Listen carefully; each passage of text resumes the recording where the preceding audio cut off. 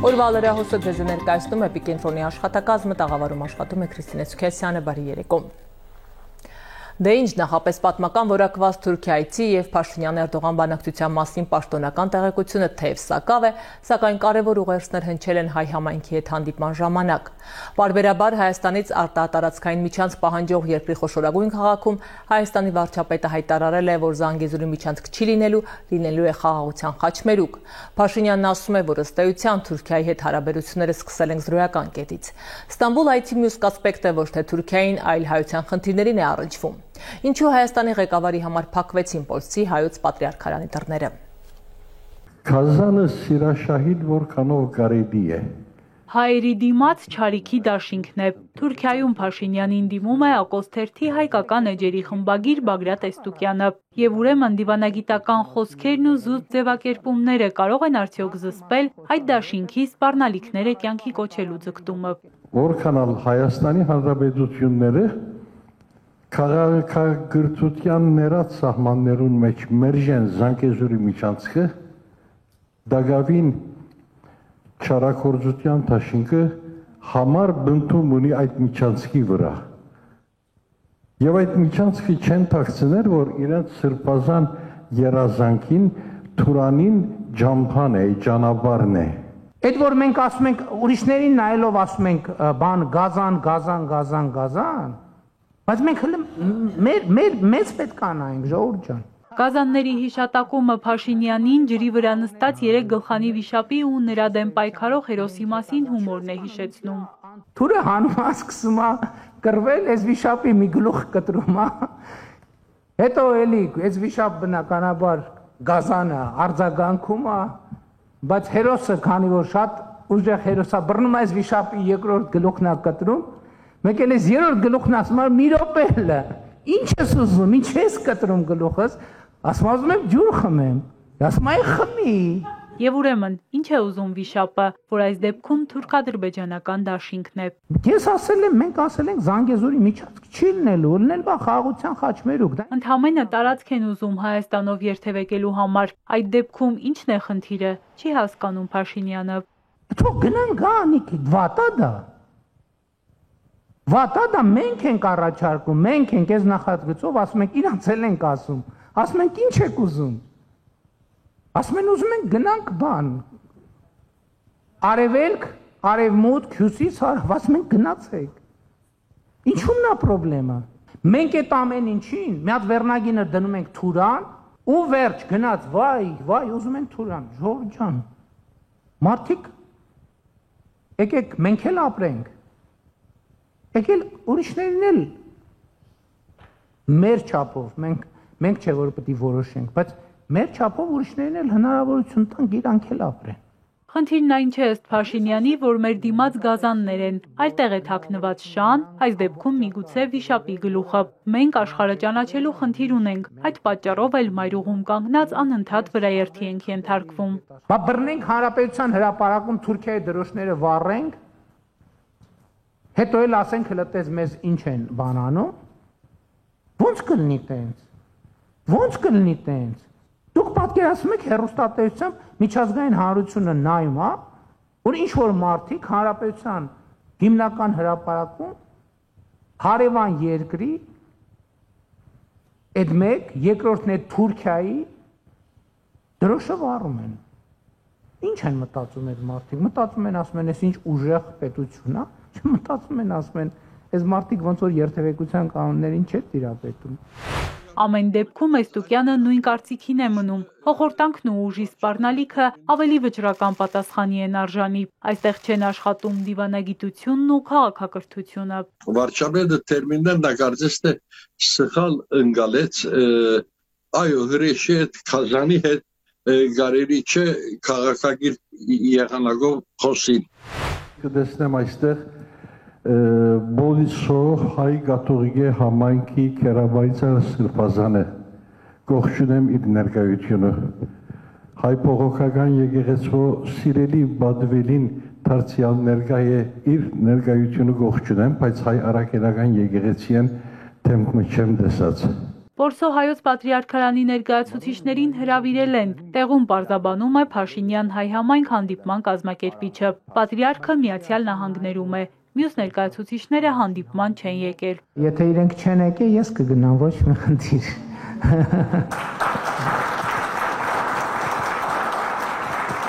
Գնում է, բայց Փաշինյանի առջև դռները չեն բացվում։ Պատրիարքարանը փակել են, որպեսզի եթե Փաշինյանն ուզի այցելել, ստիպված չլինեն ընդունել, ասում է Էստուկյանը։ Այս քայլը դարձյալ օդարացումն է եկեղեցին իր ժողովրդին օդարանալու պատկերն է։ Բացարձակապես չեմ ընդունել իրենց այդ վարկը, կթադավարտեմ։ Թուրքիայի հայ համայնքը կողմ է բաց սահմաններին ու դիվանագիտական հարաբերություններին։ Հույս ունեին Փաշինյան-Էրդողան հանդիպումից ավելի կոնկրետ առաջարկներ, լուծումներ լսել։ Մյուս տարի Երևանում Եվրոպական քաղաքական համայնքի գագաթնաժողովն է։ Պարզվում է նաև Թուրքիան է դեր ունեցել, որ այս միջոցառումն անցկացվի Հայաստանում։ Փաշինյանն էլ որոշել է Երևան հրավիրել նաև Էրդողանին։ Կգա արդյոք։ Եթե Ալիևը թույլ տա գուկա։ Հերմինե Ղարիբյան, Էպիկենտրոն։ Հայ-թուրքական նոր շունչ առաջ հարաբերությունները վերլուծում են մասնագետները։ Կարելի է արդյոք ակնկալել շոշափելի արդյունքներ, օրինակ Հայաստան-Թուրքիա սահմանի բացման կամ Ադրբեջանի հետ խաղաղության հաստատման օրակարգերում։ Փաշինյան-Էրդողան հանդիպումն այս հարցերի պատասխանը չի տալիս։ Փաշինյանի Թուրքիա այցից շոշափելի արդյունքներ կարծես չկան։ Թուրքագետ Ռուբեն Սաֆրասյանը թեև կարևորում է Փաշինյան-Էրդողան հանդիպումը, սակայն կարծում է, որ ինչ-որ բան այնպես չի գնացել։ Ավելի վաղ համատեղ հայտարարության մասին խոսակցություններ էին շրջանառվում։ Նույնիսկ չեղավ հանդիպումից հետո երկու երկրների ղեկավարների հանդիպումը մամուլի հետ։ Դոլմաբահչեում կայացած բանակցությանը հաջորդեցին 4 պաշտոնական հաղորդագրությունները։ Մասնագետը դրանցից որոշ ենթադրություններ է անում։ Նախորդ օրը, երբ որ Ալիևի հետ հանդիպել է, Ալիևին էլ համոզել, որ ինչ որ գուցե երակողմ հայտարարություն լինի, բայց Ալիևը չի համոզվել։ Երկրների ղեկավարներն այդպես էլ տետ-ա-տետ առանց պատվիրակությունների հանդիպում համենայն դեպս հրապարակավ չունեցան։ Մեկ ժամում քննարկել են երկկողմ հարաբերությունների կարգավորման ընթացքը, ընդգծել կառուցողական երկխոսության շարունակականության եւ կոնկրետ արդյունքների հասնելու կարեւորությունը, անդրադարձել են նաեւ տարածաշրջանային իրադարձություններին։ Փաշինյանն ընդգծել է Հայաստանի հավատարմությունը տարածաշրջանում խաղաղության եւ կայունության ապահովման գործընթացին եւ շեշտել հարևանների հետ հարաբերությունների կարգավորման քաղաքականության շարունակականության իր հանձնառությունը։ Թուրքական մամուլն ընդամենը այս հանդիպման փաստն է արձանագրել։ Լրացուցիչ որևիցե մեկնաբանություն թուրքական մամուլում ես ինչքան որ նայեցի չգտա։ Ըստ թուրքական կողմի Էրդողանը շեշտել է Հայաստան-Ադրբեջան խաղաղության բանակցություններում ձեռք բերված համաձայնագրի կարևորությունը եւ նշել, որ Անկարան կշարունակի լիարժեք աջակցություն ցուցաբերել տարածաշրջանի զարգացման ուղղված ջանքերին, հիմնված հաղթանակ մոտեցման վրա։ Թուրքիայի համար ներկա փուլում ավելի ձեռնտու է, որ հայ-ադրբեջանական պայմանագիրը շուտ ստորագրվի։ Որտեղ Թուրքիայի համար ես դա բազմիցս ասել եմ, ներկա իրադրությունը Հարավային Կովկասում ավելի գերադասել է, քան թե մինչև պատերազմներ 44 օրվա։ Իր դիրքերը ավելի ուժեղացել են։ Երևանը բազմիցս է հայտարարել, որ պատրաստ է պայմանագիր ստորագրել Ադրբեջանի հետ։ Անկարան իր հերթին հայ-թուրքական հարաբերությունների կարգավորումը կապել է Ադրբեջանի հետ։ Այս հանդիպումն էլ դրա ապացույցն էր։ Եթե Թուրքիայի ցանկությունը համաձայնագրի ստորագրման հարցում այդքան անկեղծ է, ինչու չի պարտադրում փոքր եղբորը գնալ այդ քայլին։ Պարզ է, որ Թուրքիան եթե ուզի Ադրբեջանը ստիպված կլինի զիջումների գնալ, բայց մյուս կողմից էլ ասեցի, որ հիմա հարցը Հայաստանի հետ հարաբերությունների կարգավորման Թուրքիայի համար այդքան կարևոր չի։ Այսինքն ինչի պետք է ինքը ինչ-որ ռեսուրս ծախսի ճնշի Ադրբեջանի վրա, ինչ-որ փոխարենը գուցե մի բան տա, եթե ինքը դրանից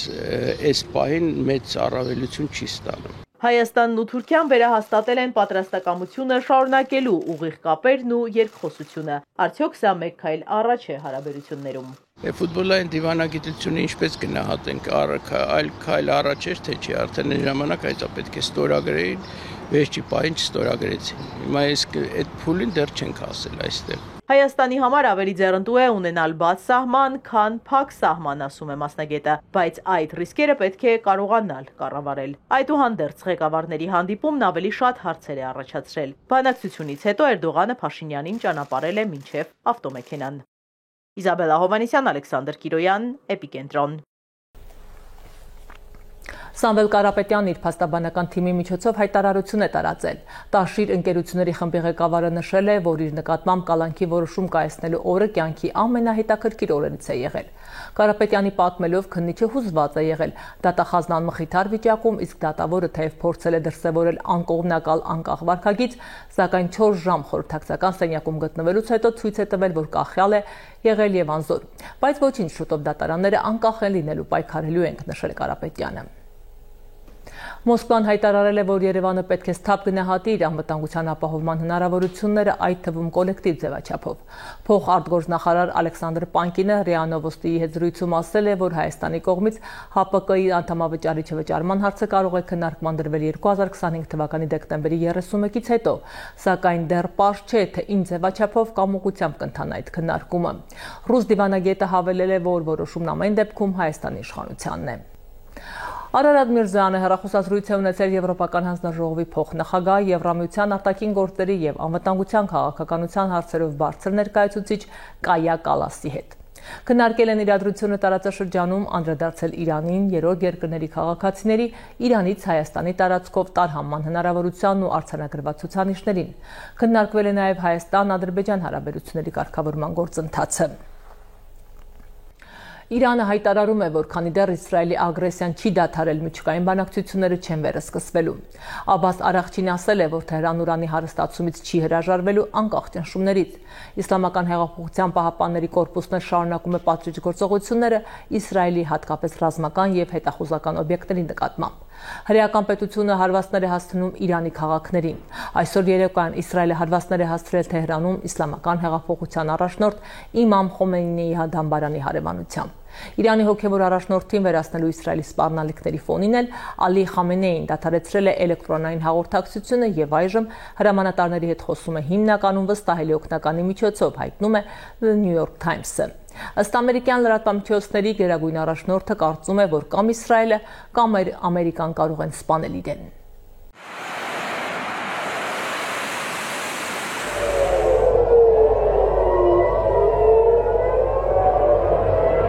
Այս գիշեր եւս Իրանն ու Իսրայելը փոխանակվել են նոր հարվածներով։ Իսրայելը թիրախավորել է Սպահանի միջուկային օբյեկտը, սակայն վտանգավոր նյութերի արտահոսք չի եղել։ Չնայած Իսրայելի բանակը հայտարարել է, որ հարձակումների ալիքն ուղղված է Իրանում հրթիռների պահեստավորման եւ արձակման ենթակառուցվածքներին, սակայն կրկին թիրախավորվել են նաեւ քաղաքացիական ենթակառուցվածքները։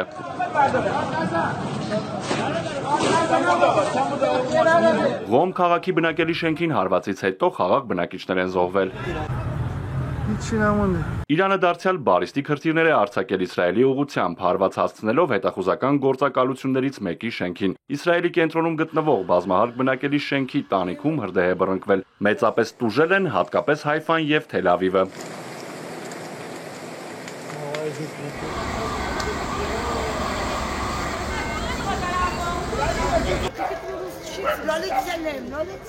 Իրանական այս հուժկու հարվածներին նախորդել էր Ժնևում Եվրոպական եռյակի հետ արտաքին գործերի նախարար Աբբաս Արաղչիի հայտարարությունը, որ Թեհրանը չի բանակցելու իր միջուկային ծրագրի շուրջ, քանի դեռ սպառնալիքի տակ է։ Դրանից հետո Արաղչին բանակցությունների համար մեկնել է Ստամբուլ, բայց մինչև այդ MBC-ին տված հարցազրույցում Միացյալ Նահանգներին մեղադրել է դավաճանության համար։ Միացյալ Նահանգները դավաճանել է դիվանագիտությանը։ Վաշինգտոնի վերջին գործողություններն Իրանի համար անհնար են դարձրել նրան վստահելը։ Մենք այլևս պատրաստ չենք նրանց հետ բանակցել, քանի դեռ ագրեսիան շարունակվում է։ Իրանը չի հրաժարվի ուրանի հարստացումից, ինչպես պահանջել է Թրամփը։ Եվ դա ես հստակ ասել եմ դեսպան Ստիվ Ուիթքոֆին։ Հատուկ ընդգծել եմ, որ զրոյական հարստացումն անհնար է։ Յուրաքանչյուր երկիր իրավունք ունի հարստացնել ուրանը խաղաղ նպատակներով։ Սա մեր սեփական գիտնականների նվաճումն է։ Սա ազգային հպարտության եւ արժանապատվության հարց է։ ԱՄՆ նախագահը կարծում է, որ անհնար է կանգնեցնել Իսրայելին, երբ նա հաղթում է։ Միևնույն ժամանակ Սպիտակ տան ղեկավարը նշել է, որ Իսրայելը սահմանափակ հնարավորություններ ունի իրանական օբյեկտները ոչնչացնելու համար ու չի կարող շատ խորը հարվածել։ Հնարավոր է դա նույնիսկ անհրաժեշտ չլինի, ասել է նախագահը։ Թրամփը կարծում է, որ եթե Իրանին չկանգնեցնեն, նա կկարողանա միջուկային զենք ունենալ մի քանի շաբաթվա կամ մի քանի ամսվա ընթացքում։ Լրագրողները Թրամփին դարձյալ հիշեցրել են, որ ըստ Ըստ Ամերիկայի ազգային հետախուզության տնօրեն Թուլսի Գաբարդի, ոչ մի ապացույց չկա, որ Իրանը միջուկային զենք է ստեղծում։ Իմ հետախուզական ծառայությունները սխալ են, այդ ով է մեր հետախուզական համայնքից հայտարարել, որ Իրանը միջուկային զենք չի ստեղծում։ Թուլսի Գաբարդը, այո, նա սխալվել է։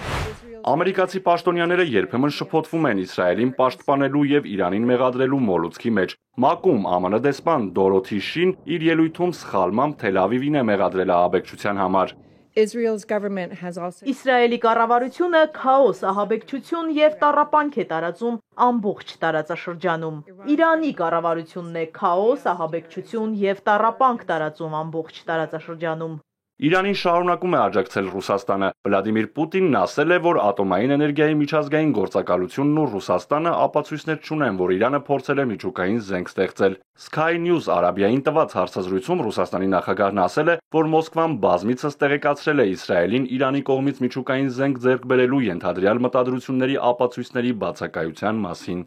Ռուսաստանը դեմ է զանգվածային ոչնչացման զենքի տարածմանը, բայց պատրաստ է օգնել Իրանին խաղաղ միջուկային զենքի մշակման գործում։ Թեհրանը բողոք է ներկայացրել ատոմային էներգիայի միջազգային գործակալության տնօրեն Ռաֆայել Գրոսիի դեմ Իրանի խաղաղ միջուկային գործունեության նկատմամբ նրա կողմնակալ մոտեցման համար։ Բողոքում նրան մեղադրում են գործակալության չեզոքությունը խախտելու եւ Իսրայելի կողմից Իրանի դեմ ագրեսիան փաստացի արդարացնելու համար։ Արթուր Հակոբյան, Էպիկենտրոն։ Թողարկման այս հատվածում ծանոթացեք նաև հետի հաղորդագրությանը։ Հայաստանի էլեկտրական ցանցեր ՓԱԿ բաժնետիրական ընկերությունը տեղեկացնում է, որ հունիսի 23-ին պլանային նորոգման աշխատանքներ իրականացնելու նպատակով ժամանակավորապես կդադարեցվի հետևյալ հասցեների էլեկտրամատակարարումը՝ Էրեբունի վարչական շրջան 10-ից 16-ը, Մուշական 2, 4, 5, 6 առանձնատներ եւ հարակից ոչ բնակիչ բաժանորդներ, Արմավիր 10-ից 12-ը, Սարդարապատ գյուղ մասնակի, 11-ից 17-ը, Շենիկ, Երվանդաշատ, Բագարան գյուղեր, Արարատ 10-ից 11-ից 30, Դիտակ գյուղ մասնակի եւ հարակից ոչ բնակիչ բաժանորդներ, 10-ից 12-ը Նիզամի գյուղ մասնակի եւ հարակից ոչ բնակիչ բաժանորդներ, 10-ից 13-ը Երասխ գյուղ մասնակի եւ հարակից ոչ բնակիչ բաժանորդներ, 12-ից 15-ը Մրգանուշ, Գետազատ, Աբովյան, Վարդաշեն գյուղեր, Արևշատ, Լանջազատ եւ Դեղցուտ գյուղեր մասնակի, 13-ից 14-ից 30 Բյուրավան եւ Նշավան գյուղեր, Արևշատ եւ Վերինդվին գյուղեր մասնակի եւ հարակից ոչ բնակիչ բաժանորդներ, Վայոց ձոր 10-ից 30-ից 12-ից 30 Արտաբույն գյուղ մասնակի եւ հարակից ոչ բնակիչ բաժանորդներ, Կոտայք 10-ից 14-ը, Չարենցավան համայնք, 4-րդ թաղամաս 18-ից 22, 5-րդ թաղամաս 1-ից 18, 28-ից 31 շենքեր, 2-րդ դպրոց եւ 6-րդ ու 47-րդ մսուր մանկապարտեզներ, 10-ից 30-ից 16-ից 30 Աղվերան, Արձական համայնքներ, Բջջնի այգեգործական ընկերություն, Աշնաղ գազալցակայան, Viva Armenia, Telecom Armenia եւ Ucom ընկերությունների բջջային օպերատորների կայաններ եւ հարակից ոչ բնակիչ բաժանորդներ, 11-ից 17-ը Առինջ գյուղ 1, 2, 3, 4, 6, 8, 14, 24, 26 փողոցներ, Ձագևանքի, Մաշտոցի, Մնացականյան, Հայկ Գասպարյան փողոցներ եւ հարակից բնակիչ եւ ոչ բնակիչ բաժանորդներ, Հյուսիսային ավտոկայան եւ հարակից բնակիչ եւ ոչ բնակիչ բաժանորդներ, Ջրվեժի ամառանոցներ մասնակի, Ջրվեժ գյուղ մասնակի, Թևոսյան փողոցի ռեստորանային համալիրներ եւ հարակից ոչ բնակիչ բաժանորդներ, Ողջաբերդ գյուղ եւ հարակից ոչ բնակիչ բաժանորդներ, Զորախբյուր գյուղ մասնակի, Գեղարքունիք 11-ից 13-ը, Սոտք, Ազատ, Կուտ գյուղեր եւ հարակից ոչ բնակիչ բաժանորդներ, Telecom Armenia, Ucom ընկերությունների բջջային օպերատորների կայաններ, 11-ից 16-ից 30 Երանոս բնակավայրն ամբողջությամբ եւ հարակից ոչ բնակիչ բաժանորդներ, 14-ից 16-ը Շատվան, Շատջրեկ, Գեղամաբակ, Ջաղացաձոր, Այրք, Նորաբակ, Վերին Շորժա, Ներքին Շորժա գյուղեր եւ հարակից ոչ բնակիչ բաժանորդներ, Այրք 1 եւ Այրք 2 փեեկներ, Telecom Armenia եւ Ucom ընկերությունների բջջային օպերատորների կայաններ, Լորի 10-ից 12-ը Վանաձոր, Բուլղարական Ավան եւ 2-րդ թաղամաս, 11-ից 15-ը Մեծավան գյուղ մասնակի, 10-ից 13-ը Ստեփանավան քաղաք 4-րդ միկրոշրջան, 14-ից 17-ը Ստեփանավան 3-րդ միկրոշրջան, Տավուշ 12-ից 16-ը Դիլիջան, Թբիլիսյան խճուղի մասնակի, Պարզլիչ փողոց մասնակի եւ Թեղուտ գյուղ, Սպառած էլեկտրաէներգիայի անջատումների ձեր իրավունքներին կամ պարտականություններին վերաբերող, ինչպես նաեւ այլ հարցերի առնչությամբ կարող եք զանգահարել 180 եւ 080 շուրջօրյա գործող հեռախոսահամարներով։ Հայաստանի էլեկտրական ցանցեր ընկերությունը հորդորում է հետևել էլեկտրաանվտանգության կանոններին։ Լրահոսին հետևելու համար միացեք մեր սոցհարթակներին։ Էպիկենտրոնի բոլոր թողարկումները, նաև ռեպորտաժները YouTube-ի ալիքում են Հայաստանի ու աշխարհի քաղաքական, սոցիալական, տնտեսական, մշակութային ու մարզական ամենակարևոր իրադարձությունները, մեր խնդիրներն ու մարդկային պատմությունները փնտրեք նաև Էպիկենտրոնի Facebook էջում և Telegram-ում։ Այսքանն էինք նախատեսել, ցտեսություն։